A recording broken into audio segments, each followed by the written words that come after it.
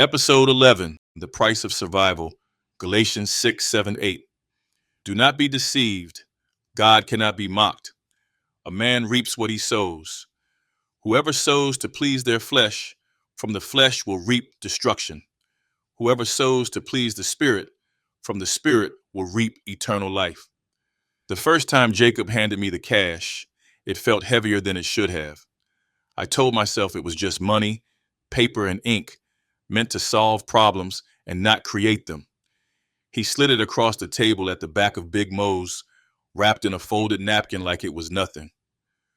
Find out what Darnell's boys are up to, he said, and this will keep coming. I hesitated, the weight of his instructions pressing on my conscience like a stone.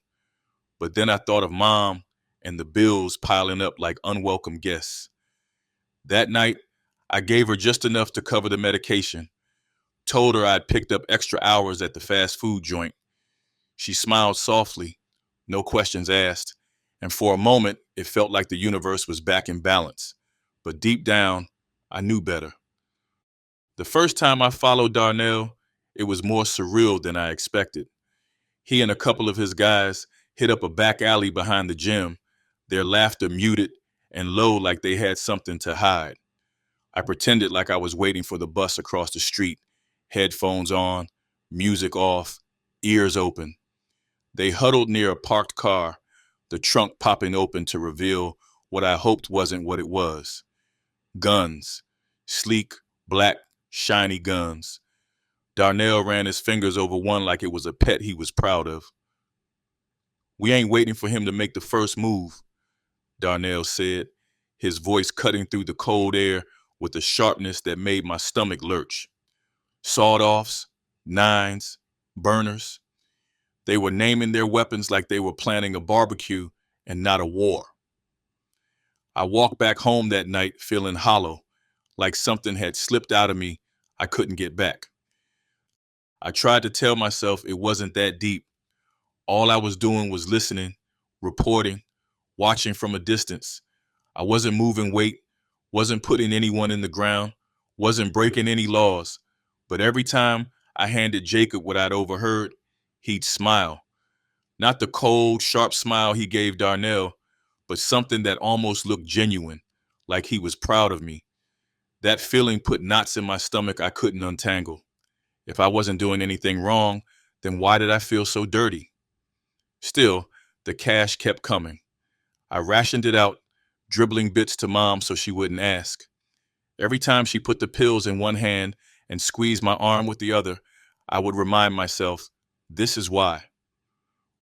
At work, I still clocked in like clockwork, flipping burgers, mopping floors, stacking fries in tightly folded bags, a routine as lifeless as the fluorescent lights overhead.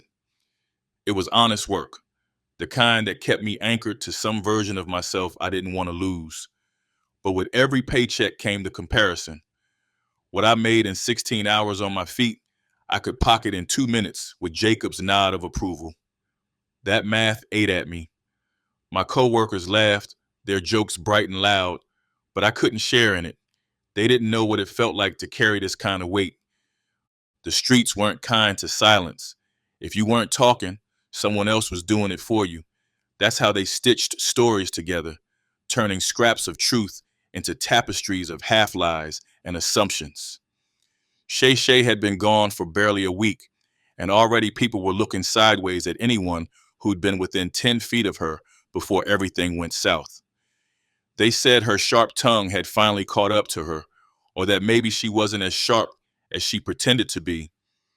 I heard Darnell's name linked to hers in ways that didn't make sense. I heard my own name too, woven in whispers I didn't like.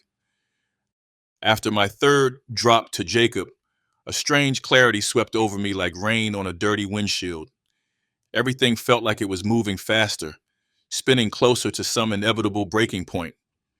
Darnell was planning something. That much was certain. He wasn't the type to sit and wait for the fight to come to him.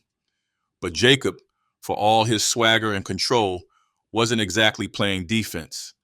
I wondered what would happen if I pulled myself out of the game entirely, but the idea didn't feel real, You don't just press reset in a place like this. You're either in or you're out, and getting out costs.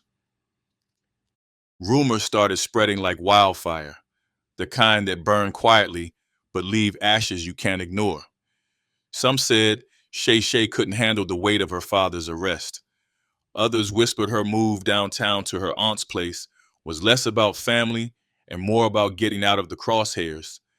It wasn't long before her name got mixed up in the talk about Jacob's shooting. Did she drop something to the cops?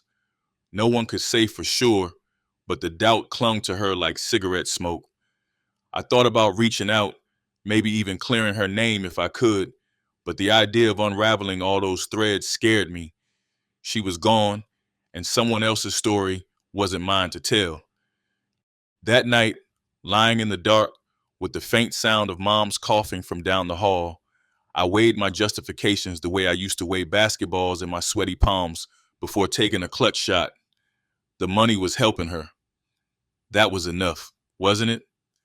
I wasn't pulling triggers or signing death warrants. I was just existing, moving through the cracks of the system because the system didn't give me anything else.